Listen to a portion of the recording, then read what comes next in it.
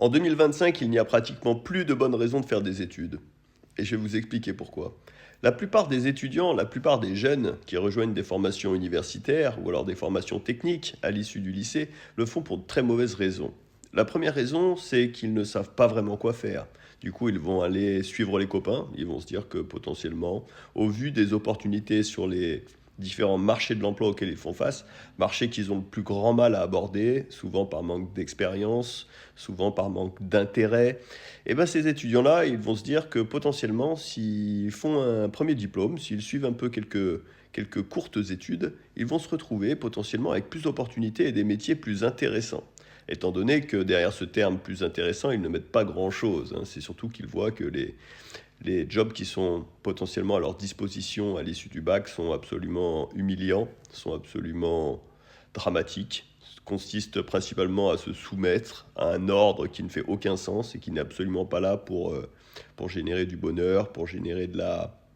l'épanouissement professionnel. Donc ils se disent potentiellement, si je fais quelques études, je me retrouverai sur un job plus pertinent, un job qui me permettra de grandir, un job qui me permettra de m'exprimer. Et c'est là qu'ils font sûrement une erreur d'importance. C'est que s'ils n'arrivent pas à identifier un projet professionnel, quelque chose qui réellement les porte, leur donne envie de monter en compétence et d'aller du coup déployer cette valeur, déployer cette compétence au service d'organisations, au service de clients qui sont en capacité de partager de la valeur avec eux, eh ben, ils vont faire des études, mais au final, un, ils ne seront pas contents pendant leurs études, deux, ils vont se retrouver sur un marché de l'emploi dans quelques années qui sera extraordinairement tendu du fait du déploiement de l'IA, du fait des différentes pressions, et notamment on peut parler de la compétition internationale. Il y a de moins en moins de jobs qui se créent en France. On n'est plus du tout l'une des zones économiques les plus pertinentes, les plus innovantes, les plus compétitives. Donc le marché du travail, d'une manière générale, va se tendre. Et si les étudiants en question partent pour des cycles de 2, 3, 5 ans, en essayant d'acquérir des compétences qui sont finalement pas adaptées, hein, à leur personnalité, à leurs envies profondes, si leur cursus universitaire n'est pas aligné avec les personnes qu'ils sont réellement, et ben du coup, ils vont se retrouver avec des profils tout à fait moyens,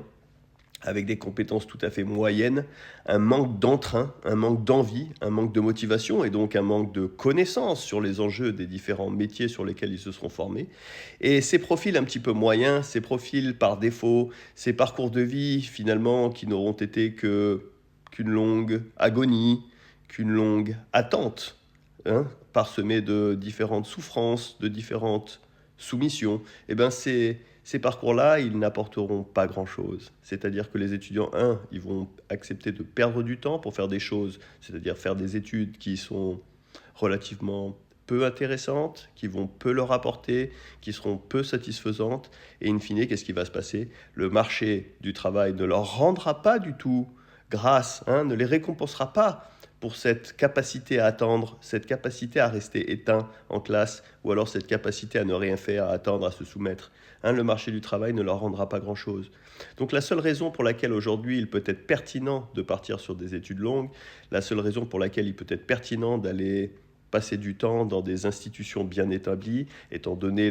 les évolutions attentes du marché du travail, c'est d'aller y trouver de la passion et des compétences qui sont nécessaires par rapport à un projet qui vous porte, par rapport à un projet qui vous tient à cœur. Si réellement vous voulez développer des compétences pour monter typiquement en compétences sur un métier donné ou pour un secteur d'activité en particulier, si réellement vous avez un projet, si réellement vous avez une passion, si vous êtes porté par ce que vous faites, là alors ça peut être pertinent d'aller chercher la bonne formation pour rejoindre l'entreprise ou le métier qui fait du sens pour vous et qui vous attire. Si vous n'avez pas de projet professionnel, si vous ne savez pas quoi faire de votre vie, je vous invite d'abord à mener une réflexion à ce sujet, hein, à réfléchir à tout ça avant de vous inscrire dans une formation, de sorte à vous assurer que quand vous allez vous retrouver assis quelque part, vous le soyez pour apprendre des choses qui font du sens pour vous. Si vous avez potentiellement une réaction, si vous avez un avis qui diffère du mien à ce sujet, n'hésitez pas à poster quelque chose en commentaire. Allez, ciao.